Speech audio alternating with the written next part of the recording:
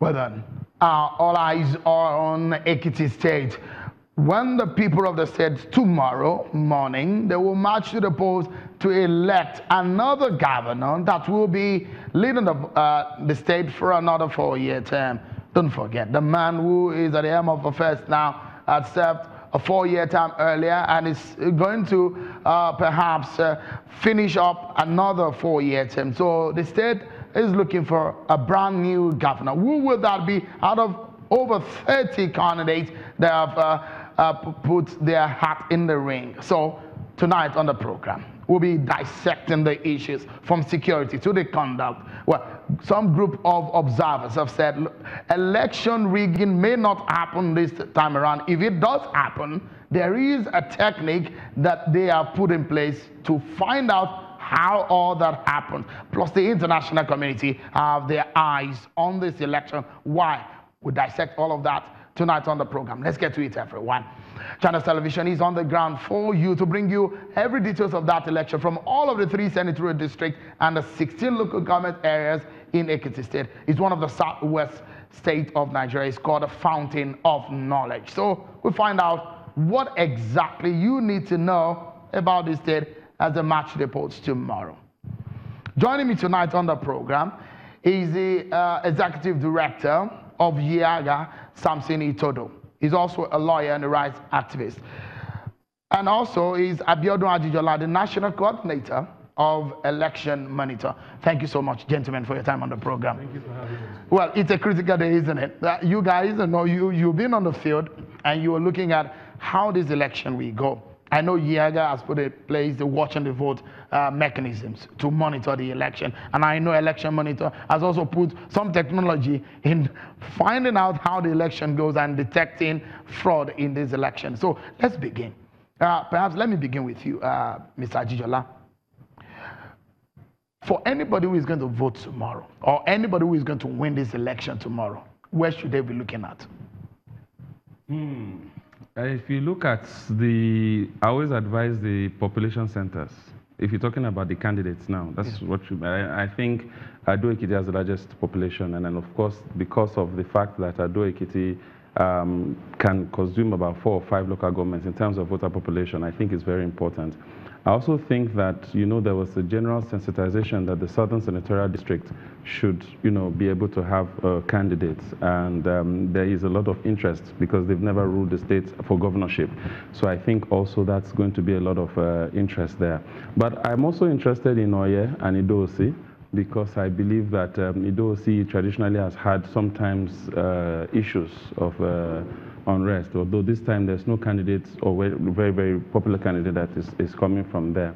So I think it's going to be who can get the largest number of votes in the biggest places. I think that's critical. It has 207 polling units, and it has 168,534 voters. That's the largest, isn't it? So anybody who wants to win this election must capture that local government, isn't it? What it does, yes, it gives you what we call an unassailable lead. Because once you achieve that, it means that, the other person who wants to defeat you has to get maybe the same kind of margin in like 3-4 local governments. And of course, as you know, everybody has his own stronghold. So it's going to be more difficult. But if Ado Ekiti is divided evenly between the two, between, let's say, 2 top people, for example, then that gives the room for other places to come in. But if there's a big gap in Ado, it's going to provide a big advantage. Ikole is there. Ikere is also there. Yes. Ikere has 61,000. Ikole has 63,000 voters.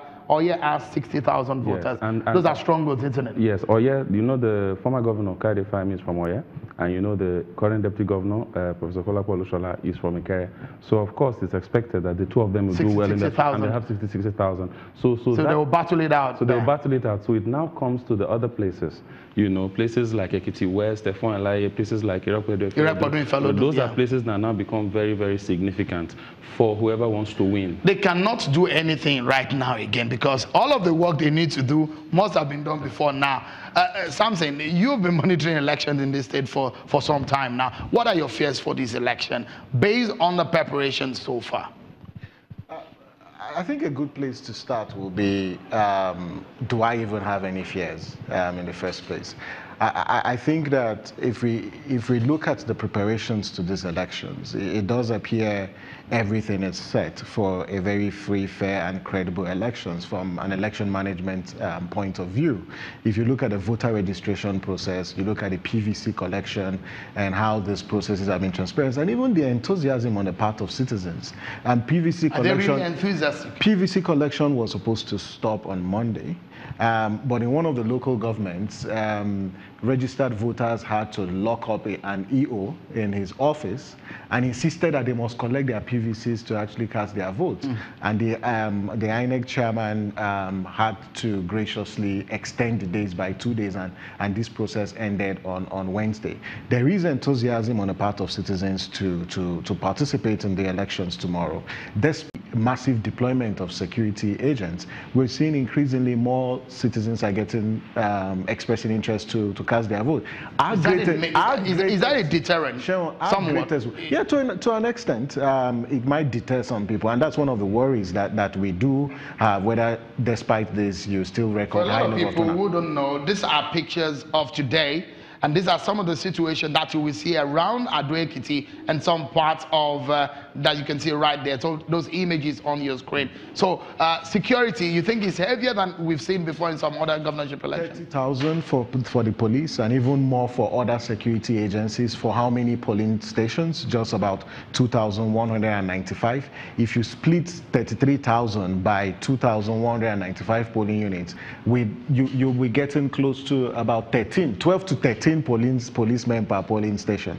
But I hope that we will go to the polling station tomorrow and we will see security agents actually at the polling station. But another source of worry is the level of voter inducement and vote buying that you would see in tomorrow's election. It will be large. It will be large. This election will be won by the highest bidder. Because first, if you look at what transpired in the pre-election period, and our pre-election observation shows that voters have been induced by material gifts as well as cash. Right here in the state capital, in fact, the politicians have gone as far as even giving gas, the PMS for citizens. And both candidates, major candidates, actually doing it. And it's actually at fuel stations that are directly opposite each other. And you could see voters going there to actually get free PMS.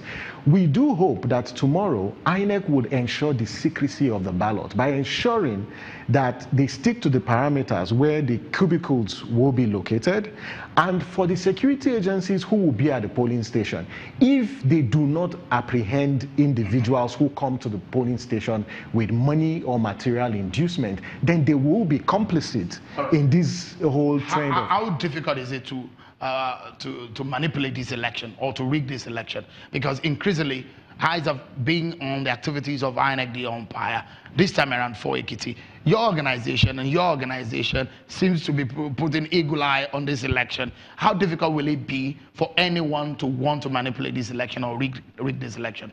Let me begin with you. Yeah, I think for me, there are different areas you can rig an election. One of it is the vote buying that Samson has mentioned. So, of course, when you are giving money for votes, what you are doing at that point is ensuring that you give an advantage for some people over another.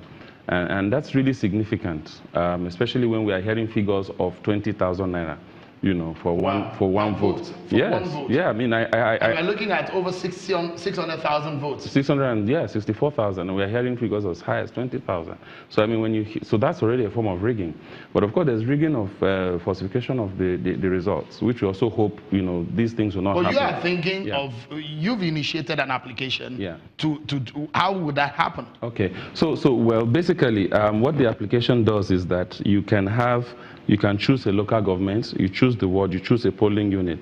So once you choose that, it allows you to fix in the scores for each of the political People parties. on the field? Yes. So voters yes. can do that by themselves? No, like observers or party agents, okay. primarily for party agents. So when you fix in the scores, which is found at the polling unit, so for example, the result sheets at the end of the election will give you a certain score for each political party. So you can enter it. All the logos of the 35 political parties are present here. So if that is different from the final result, you know there's a problem? Yes, and in addition to that, we have something that says take a photo. So you can also take a picture of the result sheet and then upload it as well and then cross-check. Watching the vote, how would that mitigate these issues of manipulation, just quickly? So we deploy parallel vote tabulation that leverages technology and established statistical principles for gathering data on the process as well as verifying the results. To a large extent, the PVT methodology can independently verify INEC's official results. Why? Because we're deploying 500 observers to about 250 sample polling units.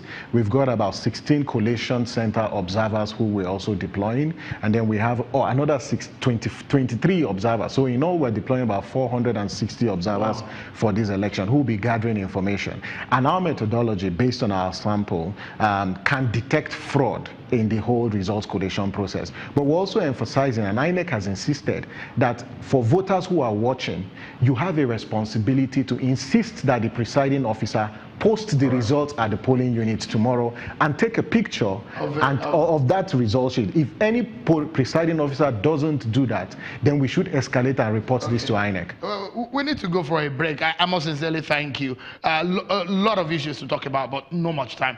Angela, thank you so much. Samson, thank you so much. We'll still drag you to talk about this. We still have tomorrow ahead of us and Sunday. Many thanks for joining us. I told you earlier that the international community is very much interested in this election. Why? We'll find out after this break, everyone. Join us again.